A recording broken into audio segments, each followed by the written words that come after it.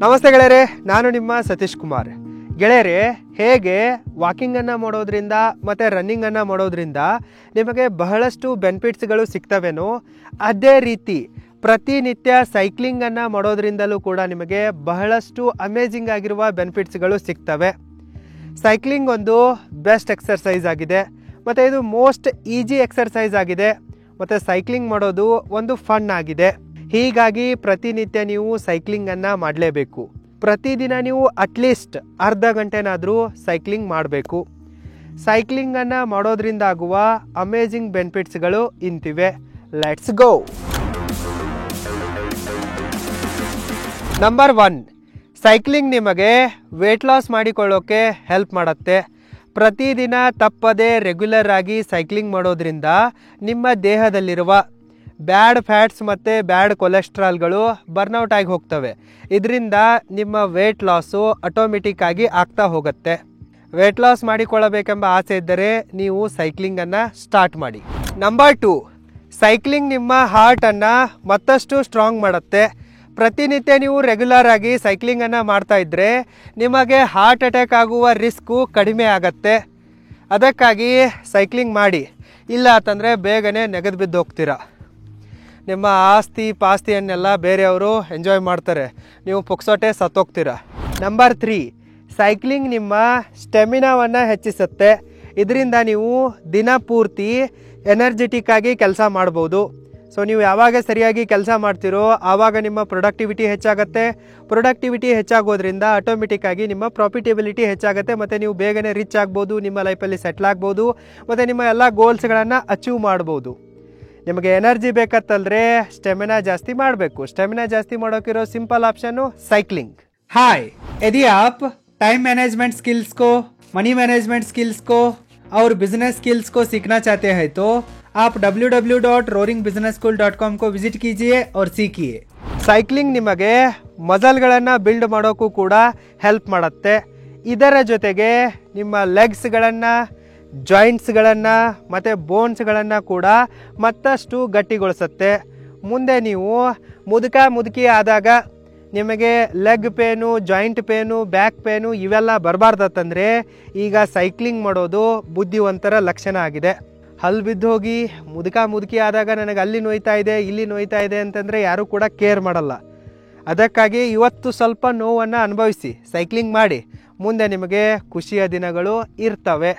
Number 5, cycling ನಿಮ್ಮನ್ನು any time fit and ಹೆಲ್ದಿಯಾಗಿಡತ್ತೆ. ಇದರಿಂದ ನಿಮ್ಮ ದೇಹದ ಇಮ್ಯುನಿಟಿ ಪವರ್ ಜಾಸ್ತಿ ಆಗತ್ತೆ.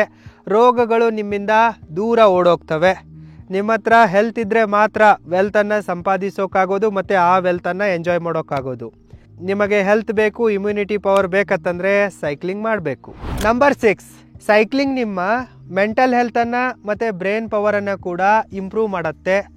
ಒಂದು ವೇಳೆ ನೀವು ಡಿಪ್ರೆಷನ್ಗೆ, ಎಂಜೈಟಿಗೆ, ಓವರ್ ಥಿಂಕಿಂಗ್ಗೆ, ನೆಗೆಟಿವ್ ಥಿಂಕಿಂಗ್ಗೆ, ಮೂಡ್ ಸ್ವಿಂಗ್ಸ್ಗಳಿಗೆ ಮತ್ತು ಸ್ಟ್ರೆಸ್ಗಳಿಗೆ, ಟೆನ್ಷನ್ಗಳಿಗೆ ಬಲಿಯಾಗಿದ್ದರೆ ಇವುಗಳಿಂದ ಹೊರಬರೋಕ್ಕೂ ಕೂಡ ನಿಮಗೆ ಸೈಕ್ಲಿಂಗ್ ಹೆಲ್ಪ್ ಮಾಡುತ್ತೆ. ಒಂದು ವೇಳೆ ನೀವು ಡೈಲಿ ಸೈಕ್ಲಿಂಗನ್ನು ತಪ್ಪದೆ ಮಾಡ್ತಾ ಇದ್ದರೆ ನಿಮಗೆ ಇಂತಹ ಯಾವುದೇ ರೋಗಗಳು ಬರಲ್ಲ. ಸೈಕ್ಲಿಂಗ್ ಏನಿದೆಯಲ್ಲ ನಿಮ್ಮ ಮೆಂಟಲ್ ಹೆಲ್ತನ್ನು ಕೂಡ ಇಂಪ್ರೂವ್ ಮಾಡುತ್ತೆ ಮತ್ತು ಫಿಸಿಕಲ್ ಹೆಲ್ತನ್ನು ಕೂಡ ಇಂಪ್ರೂವ್ ಮಾಡುತ್ತೆ. ಸೊ ಇಂತಹ ಎಲ್ಲ ಅನಿಷ್ಟ ರೋಗಗಳಿಂದ ನೀವು ದೂರ ಇರಬೇಕಪ್ಪ ಅಂತಂದರೆ ಸೈಕ್ಲಿಂಗ್ ಮಾಡೋದು ಬೆಟರ್ ಆಪ್ಷನ್ ಆಗಿದೆ. ನಂಬರ್ 7, ಲೈಫ್ ಸ್ಟೈಲ್ ಡಿಸೀಸಸ್ಗಳನ್ನು ಪ್ರಿವೆಂಟ್ ಮಾಡೋಕ್ಕೂ ಕೂಡ ನಿಮಗೆ ಸೈಕ್ಲಿಂಗ್ ಹೆಲ್ಪ್ ಮಾಡುತ್ತೆ. ಲೈಫ್ ಸ್ಟೈಲ್ ಡಿಸೀಸಸ್ಗಳಿಗೆ ಎಕ್ಸಾಂಪಲನ್ನು ಕೊಡಬೇಕಂತಂದರೆ overweight, high blood pressure, leg pain, joint pains, back pain, pimples, lack of sleep etcetera. ನಿಮಗೆ ಈ ಥರನಾದ ಲೈಫ್ ಸ್ಟೈಲ್ ಡಿಸೀಸ್ಗಳು ಬರಬಾರ್ದಂತಂದರೆ ನೀವು ಸೈಕ್ಲಿಂಗನ್ನು ಮಾಡಬೇಕು.